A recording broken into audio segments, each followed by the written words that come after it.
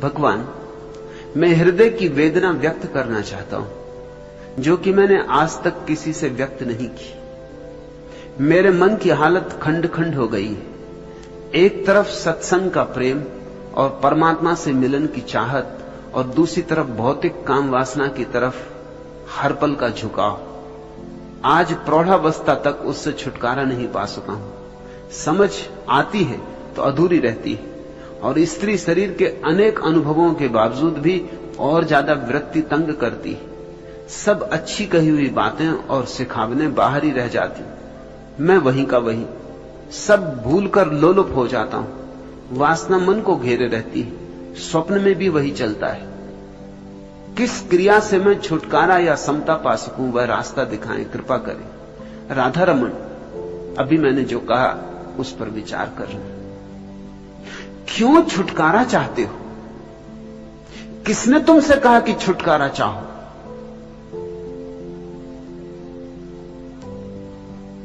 छुटकारा चाहने की चेष्टा में ही उपद्रव हो रहा है। वासना को अंगीकार करो। प्रकृति से मिली है, तुमने कुछ बनाई नहीं। अगर कोई कसूरवार होगा कभी तो परमात्मा कसूरवार होगा, तुम कसूरवार नहीं। इतना मैं तुम्हें आश्वासन देता हूं कि परमात्मा तुमसे ये नहीं पूछेगा कि तुम काम वासना में क्यों जिए, और पूछे तो उसका कॉलर पकड़ के हिला देना और कहना कि दी थी तुमने, मेरा क्या कसूर था? ना बनाते। नहीं, परमात्मा ने कभी किसी से पूछा नहीं। कैसे पूछेगा? तुम अपनी तस्वीर में लाल रंग भरो और फिर तस्वीर पर नाराज हो जाओ कि इसमें लाल रंग क्यों, तो लोग तुम्हें पागल कहेंगे। तुम्ही ने लाल रंग भरा है। अगर कोई कसूरवार है तो परमात्मा कसूरवार होगा, तुम तो कसूरवार नहीं हो। मैं तुम्हें मुक्त करता हूं तुम्हारे कसूर से। तुम ये पाप का भाव छोड़ो। और मजा ये है, और विरोधाभास भी, अगर पाप का तुम भाव छोड़ दो वासना के प्रति तो कभी के मुक्त हो गए होते। प्रौढ़ावस्था तक रुकना ना पड़ता। मेरे देखे वैज्ञानिक हिसाब से 14 वर्ष की उम्र में काम वासना शुरू होती, पकती, और 42 वर्ष की उम्र में अपने आप समाप्त हो जाए, अगर व्यक्ति स्वीकार करके शांति से आनंद पूर्वक जिए। अपने आप समाप्त हो जाए।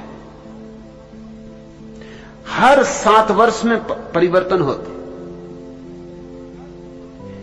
पहले 7 वर्ष में वासना बिल्कुल ही छिपी होती। 7 वर्ष से 14 वर्ष की उम्र में हल्की हल्की झलकें आनी शुरू होती। समझ में नहीं पड़ता बच्चे की कि क्या हो रहा है, लेकिन हल्की हल्की झलकें आनी शुरू होती। उसमें उत्सुकता जगने लगती। 14 वर्ष की उम्र तक वासना पक जाती, प्रकट होने को तैयार हो जाती। मगर हमने जो व्यवस्था बनाई है वो बड़ी बेहूदी, अवैज्ञानिक है। जब बच्चा काम वासना से तैयार हो जाता है 14 साल का, तब हम उसे दमन शुरू करवाते।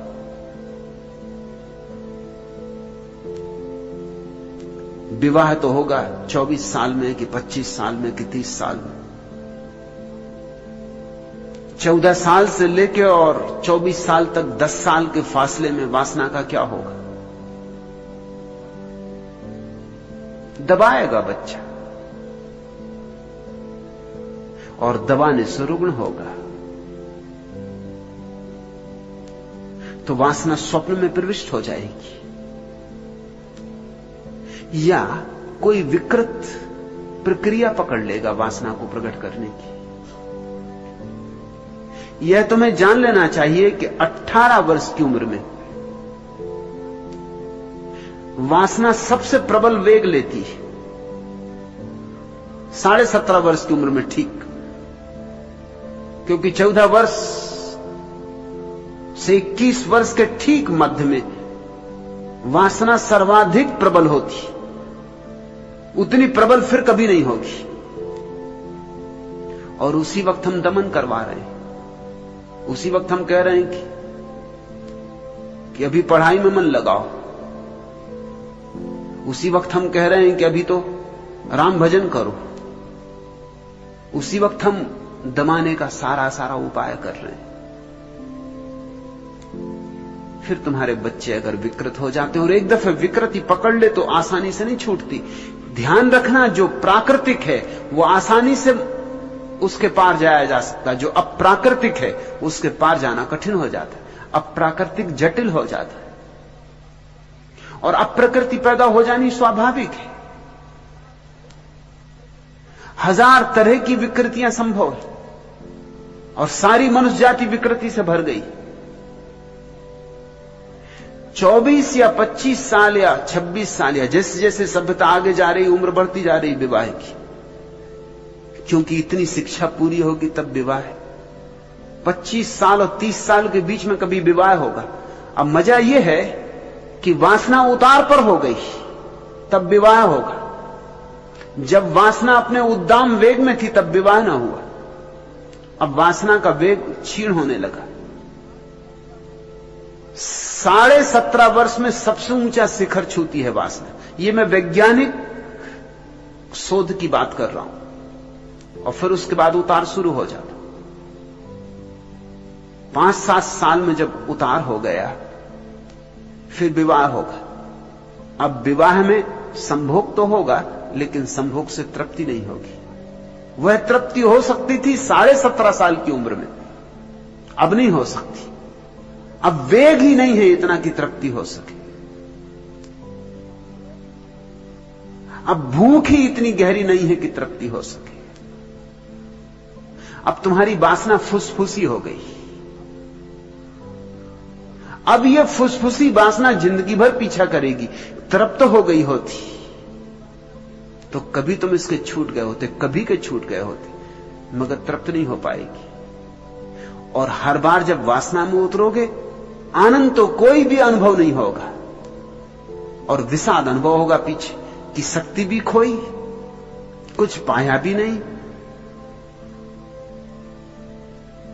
ये कैसी पशुता में मैं उतरता हूं तो निंदा और घनी होती जाएगी। जितनी निंदा घनी होगी उतने ही तुम उतरोगे तो जरूर, और अपने को चाहोगे कि ना उतरता तो अच्छा था। तुम्हारे भीतर विरोध खड़ा हो जाएगा, द्वंद्व खड़ा हो जाएगा। एक हिस्सा जाएगा और एक हिस्सा खींचेगा। यह ऐसा हुआ जैसे बैलगाड़ी में दोनों तरफ बैल जोत दिए और लगे फटकारने बैलों को दोनों तरफ। बैलगाड़ी के अस्थि पंजर उखड़ जाएंगे। वही तुम्हारी दशा हो गई, वही सारी मनुष्यता की दशा हो गई। तृप्ति से मुक्ति संभव है, अतृप्ति से कभी कोई मुक्त नहीं होता। अब रोज रोज तुम्हारी वासना क्षीण होती जाएगी और रोज रोज तुम्हारा विषाद घना होता जाएगा। अब 42 वर्ष में तो क्या, 82 वर्ष में भी छुटकारा संभव नहीं। अब तो तुम मरते दम तक वासना में ही दबे दबे मरोगे। और तब तुम्हें पंडितों, पुरोहितों, साधु संतों की बातें बिल्कुल ठीक मालूम होंगी। ये समझने की कोशिश करो, क्योंकि वो कहते हैं कि वासना सिर्फ दुख है, और तुम्हारा अनुभव भी कहेगा कि हां दुख है। अब ये बड़ा अद्भुत तर्क हो गया। उन्हीं ने ऐसा जाल रचा कि वासना दुख हो जाए, और तुम्हारा भी अनुभव अब यही कहेगा कि वासना दुख है। तो संत ठीक ही कहते हैं। इसलिए मेरे जैसे लोगों की बात तुम्हारी समझ में ना पड़ेगी, क्योंकि तुम्हारा अनुभव मेरे विपरीत है। मैं कहता हूं वासना परम आनंद है, मगर तुम राजी नहीं हो सकते। तुम कहोगे किससे कह रहे हैं आप? और लोग समझते हैं कि उन्होंने बच्चे पैदा कर लिए इसलिए उन्होंने वासना को जाना। बच्चे पैदा करने के लिए वासना जानने की कोई जरूरत नहीं। बच्चे पैदा करना तो इतना सरल काम है, गधे घोड़े भी कर रहे हैं। इसलिए कोई जानकारी या होश की जरूरत नहीं है। बच्चे पैदा करना तो इतना सरल काम है जैसे बटन दबा के बिजली जला देना। लेकिन क्या तुम समझते हो कि बटन दबा के बिजली जला ली तो तुम समझ गए कि बिजली क्या है?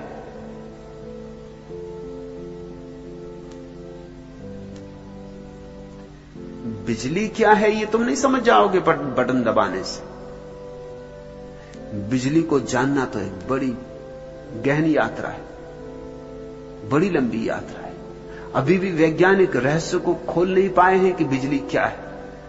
उपयोग सीख गए, बिजली से 1000 काम लेने लगे, लेकिन बिजली क्या है इसका उत्तर अभी विज्ञान के पास नहीं।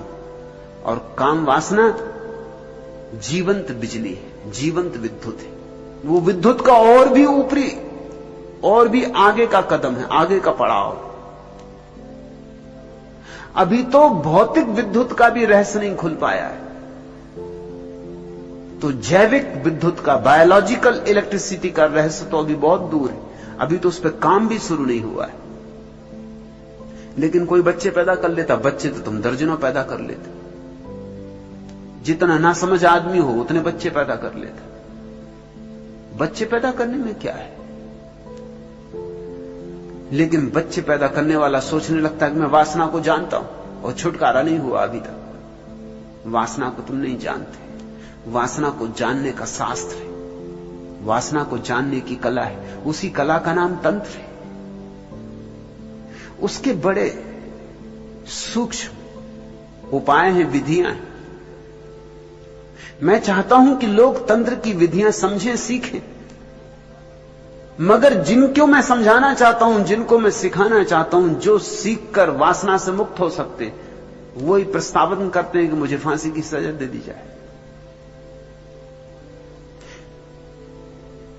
और उनको भी मैं कसूर नहीं दे सकता। उनका अनुभव उनसे यही कहता है कि वासना में क्या सुख है, वासना तो नरक है। हालांकि नरक कह कह के वो मुक्त नहीं हुए। राधा रमण, तुम्हारी अवस्था तुम्हारी ही नहीं है, करीब करीब 99% मनुष्यता की। और जैसे तुम कहते हो कि मैं हृदय की वेदना व्यक्त करना चाहता हूं, जो कि मैंने आज तक किसी से व्यक्त नहीं की, ऐसे ही और भी लोग हैं जो किसी से व्यक्त नहीं कर रहे हैं। करें भी क्या? अपना रोना क्या रोना? और अपना रोना रोएंगे तो लोग हंसेंगे। मजा ये है, अगर तुम किसी से कहोगे कि मैं प्रौढ़ हो गया और वासना से मुक्त नहीं हुआ, तो वो कहेगा अरे अभी तक वासना से मुक्त नहीं हुए। वो ऐसा दिखाएगा जैसे वो तो मुक्त हो गया है। वो ये मौका नहीं छोड़ सकता कि अपने को तुमसे ऊपर रख ले, और तुम्हें ऐसा दीन कर देगा, ऐसा हीन कर देगा कि कहने से सार क्या है। तुम जाके किसी साधु सन्यासी को कहोगे कि मैं भी वासना से मुक्त नहीं हुआ, तो वो कहेगा पशु हो तुम, नारकी हो तुम, कीड़े हो तुम। वो तुम्हें गालियां देगा। तो कहने में सार क्या है? छुपाए रहो अपने दर्द को, छुपाए छुपाए मर जाओ। तुम तो ईमानदार आदमी हो कि तुमने ये निवेदन कर दिया, लेकिन 99% आदमियों की यही अवस्था है। कहते नहीं किसी से, कहना क्या है? कौन समझेगा? लोग हंसेंगे, उल्टे लोग उल्टे अपमान करेंगे। तुम्हारी प्रतिष्ठा होगी कुछ तो वो भी गिर जाएगी। यहां तो प्रतिष्ठा उनकी है जो दावेदार है। दावा झूठा हो कि सच, इससे कोई सवाल नहीं। दावा ऐसा हो कि कोई उसमें भूल चूक ना पकड़ पाए, बस। वासना है भीतर तो रहने दो, बाहर तो ज्ञान की चर्चा करो, वेद की ऋचाएं उद्धृत करो, बाहर तो ब्रह्मचर्य की चर्चा करो। मैं तुम्हारे साधु सन्यासियों को जानता हूं, क्योंकि वो भी जब मेरे पास आते हैं तो उनकी भी पीड़ा यही है। तुम ये मत सोचना कि तुम ग्रस्त हो इसलिए तुम्हारी पीड़ा नहीं मिटी। तुम्हारे साधु सन्यासियों की पीड़ा तुमसे भी ज्यादा है, क्योंकि तुम्हें तो कुछ सुविधा थी, मिट भी जाती, उन्हें तो वह भी सुविधा नहीं। वे तो बिल्कुल जले जा रहे हैं, आंख से भरे। अगर तुम्हारे साधु सन्यासियों की खोपड़ी खोली जाए, छोटी छोटी खिड़की बनाई जाए खोपड़ी में, और उनकी जांच की जाए, तो तुम चकित होगे कि तुम जितना नारकी दृश्य वहां देखोगे तुम्हें कहीं भी दिखाई ना पड़ेगा। तुम खुद भी प्रयोग करके देख सकते हो। रोज तुम भोजन कर लेते हो, फिर तुम भोजन के सपने तो नहीं देखते। एक दिन उपवास करो, उस रात भोजन का सपना देखोगे। 2-4 दिन का उपवास करो, भोजन ही भोजन की सोचोगे, और सब सोच विचार खो जाएगा। मैं तुमसे कहता हूं राधा रमण, काम वासना का विचार भी खो जाएगा। 5-7 दिन उपवास करो, भोजन ही भोजन दिखाई पड़ने लगेगा। रास्ते पे निकलोगे तो स्त्रियां दिखाई नहीं पड़ेंगी, होटलें दिखाई पड़ेंगी। होटलों के अक्षर बिल्कुल साफ साफ दिखाई पड़ेंगे, बोर्ड बिल्कुल पढ़ोगे, बार बार पढ़ोगे। रास्ते पे निकलोगे तो और कुछ नहीं, ये भजिए की गंध, ये पकौड़ों की गंध। राह तुम्हें एकदम गंधों से भरी मालूम होगी, भोजन की एक से एक गंध। इसी रास्ते से जिंदगी भर गुजरे थे, ये गंध तुम्हें कभी मालूम ना पड़ी थी, क्योंकि पेट भरा था, तृप्त थे तुम। अभी तुम रास्ते से गुजरते हो, स्त्रियां ही स्त्रियां दिखाई पड़ती। तुम्हारे भीतर वासना दबी पड़ी है। तुमने अच्छा किया कि कहा, निवेदन किया, रास्ता बन सकता है, लेकिन रास्ते को बनाने के लिए कुछ बड़ी महत्वपूर्ण बातें समझनी होगी। तुमने कहा मेरे मन की हालत खंड खंड हो गई, तुमने की है हालत खंड खंड, हो नहीं गई। तुम जिम्मेवार हो, दोष किसी और पर डाला नहीं जा सकता, अंततः तो जिम्मेवारी अपनी। पंडित पुरोहितों को भी दोष टालने से कोई प्रयोजन नहीं, क्योंकि उनकी तुमने मानी, ये तो जिम्मेवारी तुम्हारी। न मानते, मैंने नहीं मानी, मेरे पास अनंत सन्यासी इकट्ठे हो रहे हैं, इन्होंने नहीं मानी, तुम भी न मानते, लेकिन अभी भी तुम उनकी ही मान रहे हो। ये प्रश्न भी उनकी ही मान्यता से पैदा हुआ है, ये अड़चन भी उन्होंने दी, ये प्रश्न भी उसी से पैदा हुआ है। तुम कह रहे हो एक तरफ सत्संग का प्रेम और परमात्मा से मिलन की चाहत, और दूसरी तरफ भौतिक काम वासना की तरफ हल पल झुकाव। ये दोनों अलग बातें नहीं हैं। जिन्होंने तुमसे कहा अलग हैं, उन्होंने तुम्हें गलत समझाया। ये दोनों बिल्कुल एक सी बातें हैं। जिस चाहत से तुमने किसी स्त्री को चाहा है, वही चाहत तो नए पंख लगा के परमात्मा को चाहेगी, विपरीत नहीं। जिस वासना के कारण तुम्हें किसी स्त्री के चेहरे में सौंदर्य दिखाई पड़ा था, उसी के कारण तो तुम्हें किसी कमल में सौंदर्य दिखाई पड़ेगा। चाहत तो वही है। उसी के कारण तो तुम्हें सूर्यास्त में सौंदर्य दिखाई पड़ेगा, रात तारों में सौंदर्य दिखाई पड़ेगा, वही चाहत है। और उसी चाहत से एक दिन तुम्हें ये सारा जगत सौंदर्य से भरपूर मालूम पड़ेगा, तब परमात्मा का अनुभव शुरू होगा। लेकिन तुम कह रहे हो एक तरफ परमात्मा की चाहत और दूसरी तरफ काम वासना की तरफ झुकाव। तुमने इनको विपरीत मान रखा है, वहीं तुम्हारी भूल हो रही, वहीं मूल भूल हो रही। और जब मूल भूल हो जाए तो फिर तुम जो भी करोगे वो गलत हो जाएगा। पहला कदम ही गलत पड़ गया।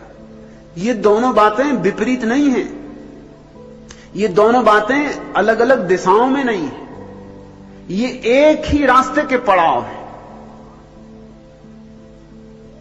काम पहला पड़ाव है, प्रेम दूसरा पड़ाव है, प्रार्थना तीसरा पड़ाव। एक ही रास्ते पर।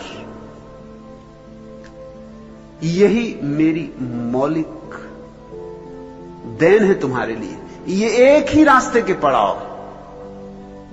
इसलिए जरा भी चिंता ना लो। खंड खंड तुम अपने आप हुए जा रहे हो अपनी व्याख्या के कारण। मेरी व्याख्या समझो, खंड समाप्त हो गए, इसी क्षण समाप्त हो गए। खंडों को जोड़ना नहीं पड़ेगा, सिर्फ तोड़ना बंद हो गया। वही तो सौंदर्य को चाहता है जो परमात्मा को चाहेगा। वही चाहत, वही प्रेम। माना कि स्त्री में बड़ा स्थूल सौंदर्य है, पुरुष में बड़ा स्थूल सौंदर्य है, और परमात्मा में एक सूक्ष्म सौंदर्य है, सूक्ष्माति सूक्ष्म। लेकिन सौंदर्य तो सौंदर्य है। हीरा जब पहली दफा खोजा जाता है खदान से तो पत्थर जैसा लगता है, सिर्फ जौहरी देख पाते। और मैं तुमसे कहता हूं कि जिसे तुम कामवासना कह रहे हो वो हीरा है। मैं जौहरी की तरह तुमसे कह रहा हूं कि वह हीरा है। उसे काटना होगा, निखारना होगा, उसे साफ सुथरा करना होगा, तब कहीं तुम पहचान पाओगे कि यह हीरा है। तुम्हें पता है जब पहली दफा कोहिनूर हीरा मिला तो जिस आदमी को मिला उसके घर महीनों बच्चे उससे खेलते रहे, क्योंकि समझा कि पत्थर है, कोहिनूर हीरा। और कोहिनूर हीरे के साथ बड़ी प्यारी कहानी जुड़ी। गोलकुंडा में मिला था। जिस आदमी को मिला था वो एक गरीब किसान था। छोटा सा एक खेत था और खेत में से बहती हुई एक छोटा सा झरना था। उस झरने की रेत में ही उसे एक दिन ये पत्थर चमकता हुआ मिल गया। सोचा, उठा लिया कि बच्चे खेलेंगे, आके बच्चों को दे दिया। बच्चे उससे खेलते भी रहे। वो घर में कभी इस कोने कभी उस कोने पड़ा रहा। कोहिनूर हीरा जो अब इंग्लैंड की रानी एलिजाबेथ के मुकुट में लगा है और जो इस समय दुनिया का सबसे बहुमूल्य हीरा है, जिस कोहिनूर के पीछे न मालूम कितने लोगों की जाने गई, उससे बच्चे खेलते रहे, किसी को पता ही ना था। और कहानी अद्भुत है कि उस किसान के घर एक रात एक यात्री फकीर मेहमान हुआ।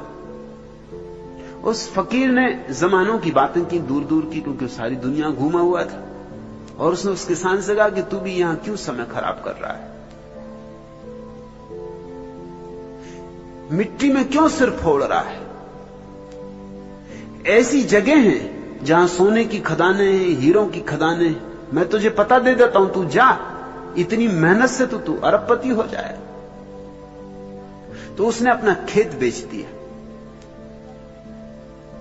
जिस खेत में कोहिनूर मिला था उसने बेच दिया और उसी खेत में फिर खदान मिली सबसे बड़ी गोलकुंडा की, जिससे दुनिया के सबसे कीमती हीरे निकले। वो उसने ऐसा 2 कौड़ी में बेच दिया, खेत की कीमत में बेच दिया। और खेत को बेच के निकल पड़ा तलाश में। अपने पत्नी बच्चों को कहा कि तुम रुको, मैं जाता हूं धन की तलाश में।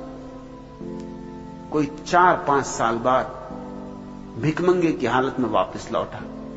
वो जो पैसे थे सब खर्च हो गए, न कहीं कोई हीरे की खदानें मिली, न कोई धनी हो पाया। भटक के अपने घर वापस आ गया। लेकिन जिस दिन घर वापस आ गया उसी दिन उसकी आंख खुली। वो हीरा जो बच्चों को खेलने दे गया था, इस 4-5 साल की यात्रा में खदानें तो नहीं मिली, लेकिन हीरों की परख आ गई। हीरे हीरे की धुन सवार रही।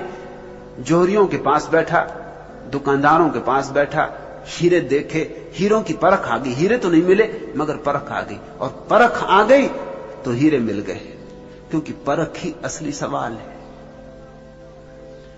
विश्वास ही ना कर सका अपनी आंखों पर कि हीरा मेरे घर में है, और मैं सारी दुनिया में खोजता रहा। फिर लाख उपाय किए कि खेत वापस मिल जाए, लेकिन अब खेत कैसे वापस मिले, खबर उड़ गई। उस खेत में सबसे बड़ी खदान गोलकुंडे की। निजाम हैदराबाद के सम्राट के पास जितने हीरे थे वो सब उसी खदान के हीरे थे। काफी हीरे थे, अभी भी हैं। जब निजाम हैदराबाद अपनी पूरी शान में थे तो उनके पास इतने हीरे थे कि हर वर्ष उन हीरों को धूप देने के लिए 7 छतों पर फैलाना पड़ता था, सिर्फ धूप देने के लिए। फावड़ों से निकालना पड़ता था और फावड़ों से ही वापस कमरों में बंद करना पड़ता था, जैसे हीरे ना हो, कंकड़ पत्थर। ये उसी गरीब किसान के खेत में सारे हीरे मिले।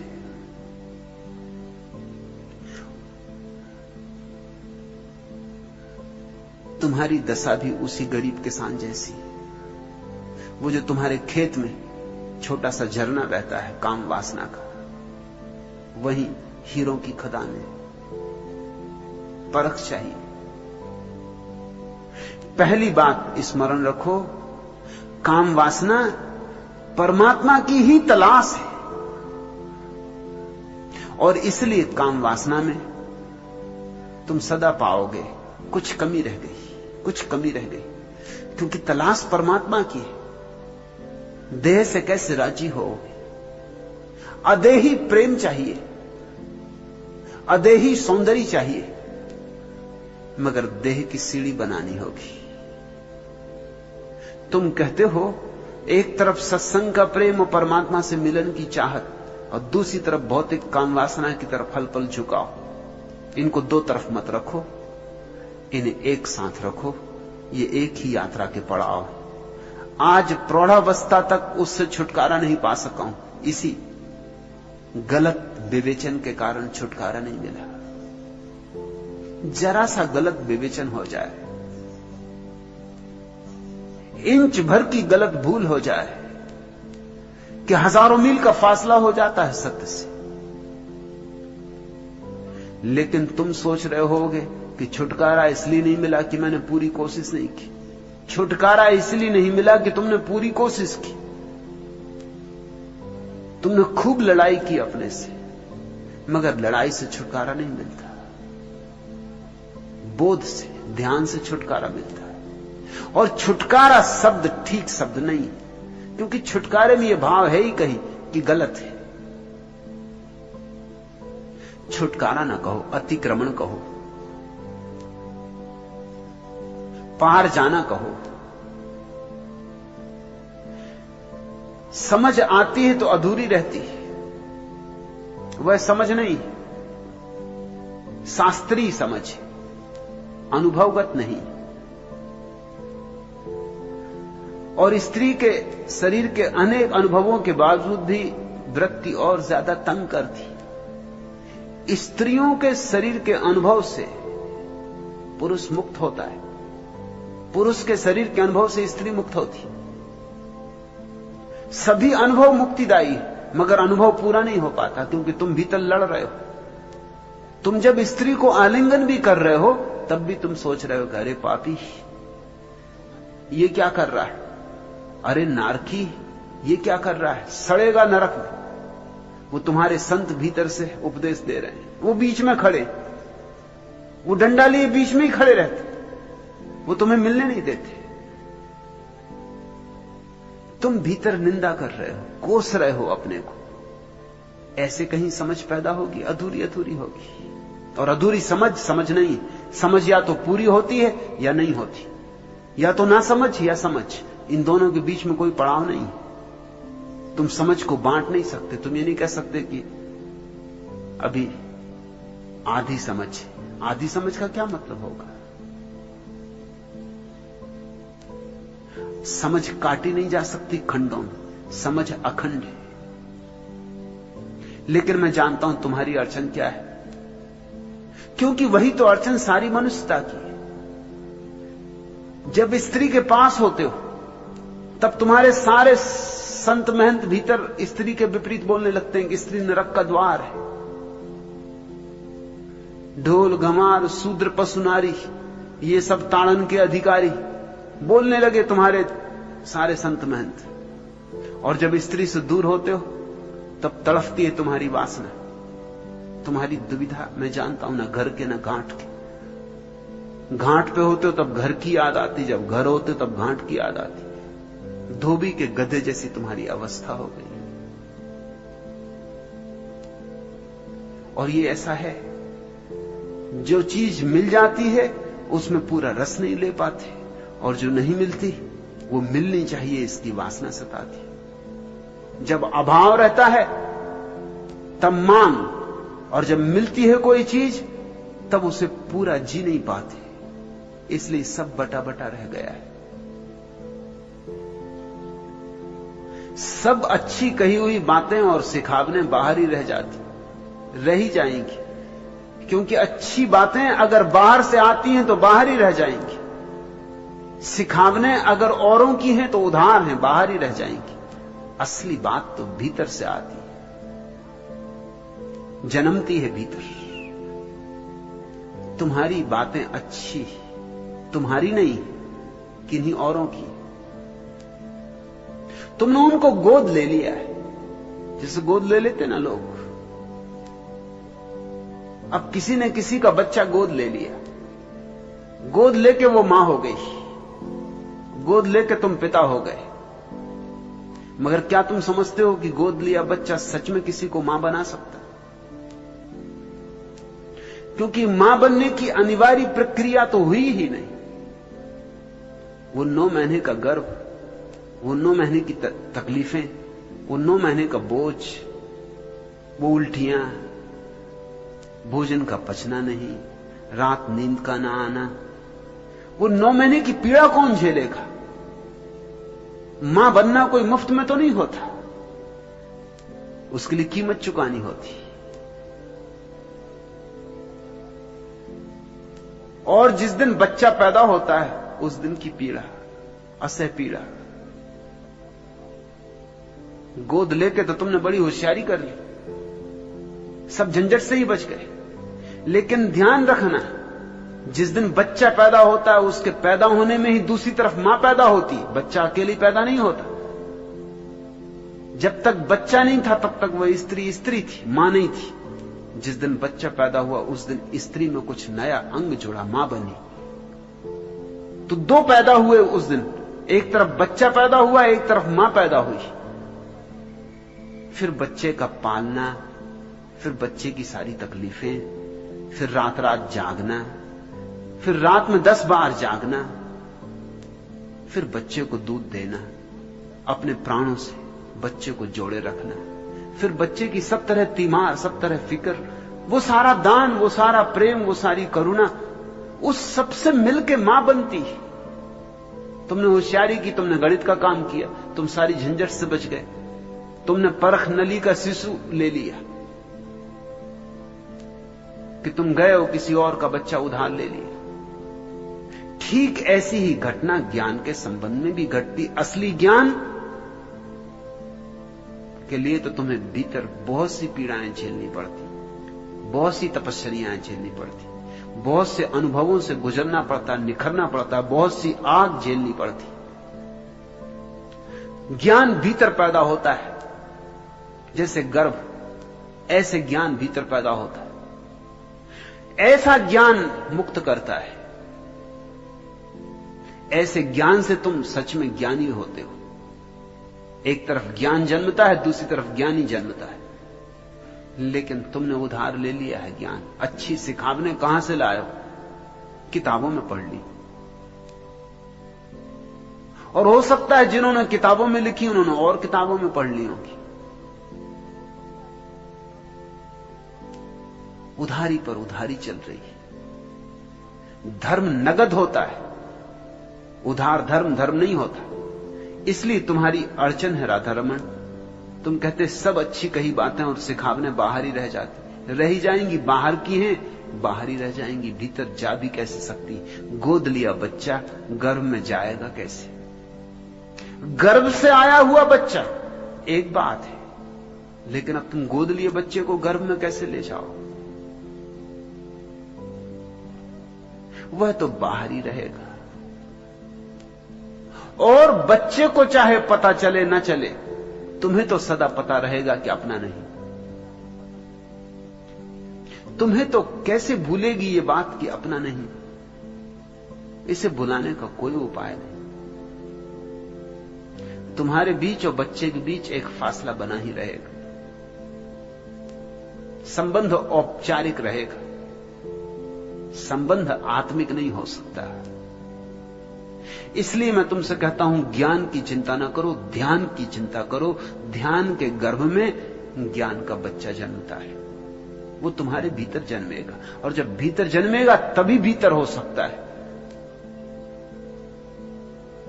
कहते हो बाहर की सारी सिखावनें बाहर रह जाती हैं और मैं वही का वही, वही के वही रहोगे, मगर ईमानदार आदमी हो।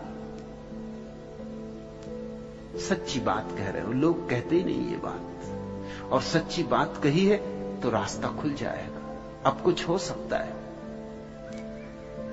बाहर की बातें बाहर ही रहेंगी, तुम वही के वही रहोगे। तुम्हारे भीतर क्रांति तो तब पैदा होगी जब भीतर का दिया जलेगा। मैं तुमसे कहता हूं, भीतर का दिया जल सकता है, कोई कारण नहीं है। बुद्ध का जला, महावीर का जला, यारी का जला, तुम्हारा जल सकता है। हर एक व्यक्ति भीतर के दिए को लेकर पैदा हुआ है, लेकिन जलाने की प्रक्रियाएं सीखनी होगी, सत्संग करना होगा, साहस करना होगा, किसी जीवंत बुद्ध के साथ चलने का, संन्यस्त होना होगा, शिष्य बनना होगा। और ध्यान रखना, असली गुरु ज्ञान नहीं सिखाता, असली गुरु ध्यान सिखाता। और ज्ञान तुम्हारे भीतर पैदा होता है। नकली गुरु ज्ञान सिखाता है और तब सब बातें बाहर की बाहर रह जाती। मैं वही का वही तुम कहते सब भूलकर लोलुप हो जाता हूं, वासना मन को घेरे रहती, स्वप्न में भी वही चलता है। किस क्रिया से छुटकारा या समता पा सकूं? छुटकारा तो नहीं, छुटकारे की तो भाषा छोड़ दो। अतिक्रमण, समता भी नहीं, अतिक्रमण। क्योंकि समता भी मुर्दा मुर्दा होगी। किसी भांति शांत हो जाए यह आग वासना की, मगर यह आग बड़ी कीमती है, शांत से करना नहीं है। इसी आग के सहारे तो परमात्मा की अग्नि जलानी, इसी चिंगारी से तो पूरे जंगल में आग लगेगी।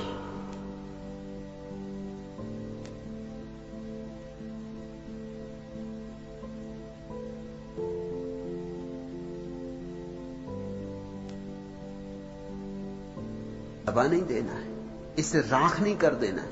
इसी चिंगारी में तो तुम्हारा भविष्य आशा है। इसलिए छुटकारा नहीं, समता नहीं, अतिक्रमण। और अतिक्रमण का उपाय है वासना में ध्यानपूर्वक जाओ, समग्र रूपेण जाओ।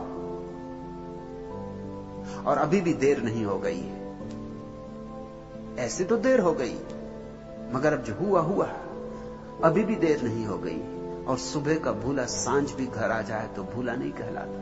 अगर मरते मरते क्षण तक भी वासना का अतिक्रमण हो गया तो समझना कि घर आ गए। यह हो सकता है।